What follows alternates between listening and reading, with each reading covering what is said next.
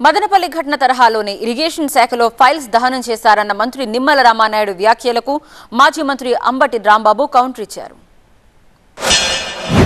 ఏదైతే పొంగనూరుకి సంబంధించినటువంటి మరి ఫైల్స్ ఏ రకంగా అయితే మరి అక్కడ సాక్షాత్తు ఒక ఆర్డీఓ కార్యాలయంలోని ఏ రకంగా దహనమైనటువంటి పరిస్థితి ఏదైతే ఉందో, సాగునీటి పారుదల శాఖ, ఇరిగేషన్ శాఖలో కూడా పెద్ద ఎత్తున అంచేత అటువంటి అవినీతిని కప్పిపుచ్చుకునేటువంటి విధంగానే మరి ఈరోజు కూడా అటువంటి దస్త్రాలు దహనం చేయడం కానీ ఇటువంటి కార్యక్రమాలకు శ్రీకారం చుడుతూ ఉన్నారు.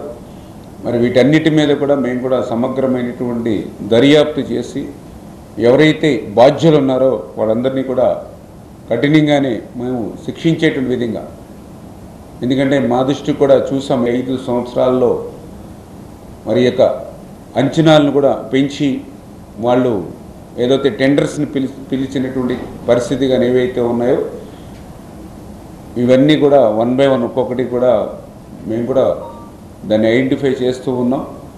డిపార్ట్మెంట్ పరంగా, శాఖ పరంగా కూడా వాటి మీద బాధ్యులు ఎవరైనా ఉండి తప్పు చేసి ఉంటే ఎంతటి పెద్దవాళ్ళైనా సరే వాళ్ళకి శిక్ష అనేది తప్పదనే విషయాన్ని కూడా ఈ సందర్భంగా తెలియజేస్తూ, అక్కడ ఏదో కాగితాలు తగ్గ, ఇక్కడ ఏదో కాగితాలు తగలండి, పెద్దిరెడ్డి మొత్తం కాగితాలు తగలేశాడు. ఏంది నాకు అర్థం కాలే. కాగితాలు తగలితే కేసు పెట్టు, నిజమైతే ఏ చిత్తు కాగితాలు తగలేసినా ఇక్కడ కాగితాలు తగలేశారు, ఇది దీనికి సంబంధం అని చెప్పేసి ఏదేదో పిచ్చి మాటలు, పిచ్చి రాతలు ఏదో జరిగిపోతుంది, విధ్వంసం జరిగిపోతుంది రాష్ట్రంలో. ఏం మాటలు, పిచ్చి మాటలు నాకు అర్థం కాలేదు. రాష్ట్రంలో విధ్వంసం చేస్తున్నది నువ్వని మనవి చేస్తున్నా. ఏదైనా చర్య జరిగితే, ఒక క్రైమ్ జరిగితే కేసు కూడా రిజిస్టర్ అయినటువంటి పరిస్థితి వల్ల రాష్ట్రంలో ఏర్పడింది. ఇది విధ్వంసం.